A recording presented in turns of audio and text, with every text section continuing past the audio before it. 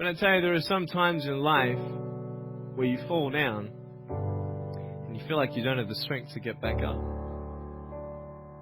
There comes a time when the blankness of future is so extreme, it is such a black wall of nothingness.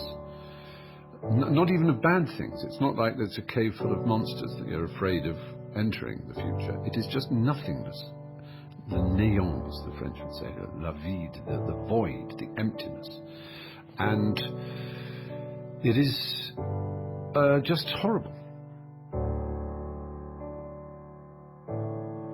It's horrible to contemplate a futureless future, if that isn't too impossible. And so you just want to step out of it, to step out of the whole race, the whole business. The monstrosity of being alive overwhelms you.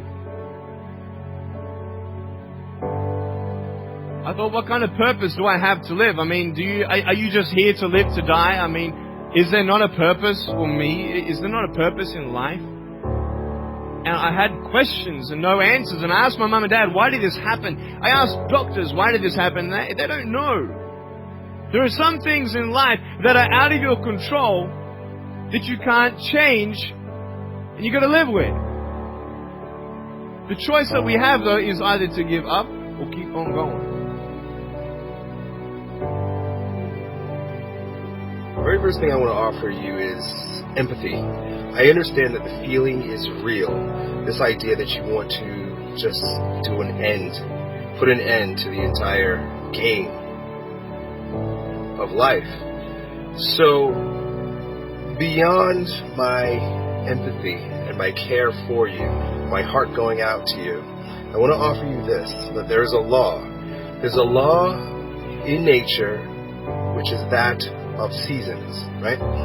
So, in the wintertime it's cold, right? It's freezing fucking cold in the wintertime, especially if you live in like the north. And it could be so cold that you're miserable.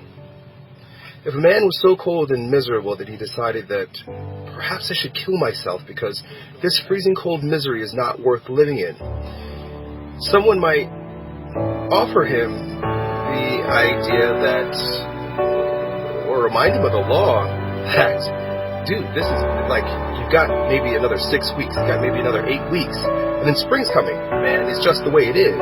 Things cycle through. It's just a season. Right now, I understand it's freezing cold and you feel horrible and you feel pretty bad about the situation, but hang in there. 70% of illnesses on the planet, all kinds, are self-created.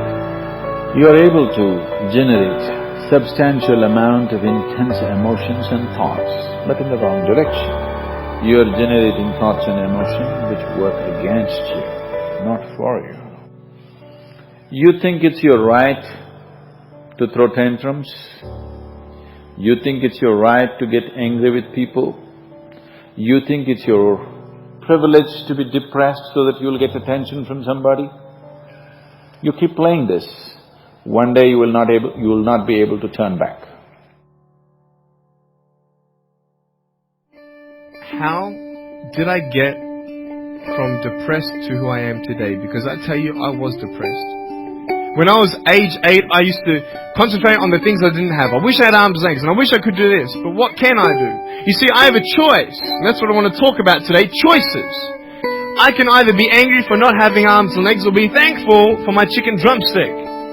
And you see, I can still do a lot of things. At home, I can brush my teeth, comb my hair, get myself ready in the morning. And I'm traveling around the world. It's amazing. Happiness is a choice. That is what I want to live my life by. You can't always be happy. Listen, I know, I'm not crazy. I realize the realism in always being happy. Sometimes you have to put up with some crap in your life. But if you are always striving to choose happiness, every day you wake up and you say to yourself, you know what, I am going to choose to not let the outside influences of the world affect my mood. I am going to be in charge of how I feel because I am going to choose happiness. I promise you, you will lead a lot happier life. And at least you can try to, right? You just have to set the necessary conditions for health, necessary incentives for health. both for yourself and your children if you have them. Do not set incentives for sickness. I felt depressed. I felt miserable. I felt at times where it may be better to take my life. But with the wisdom that I gathered in my 33 short years of life, I've come to realize that it's just feeling.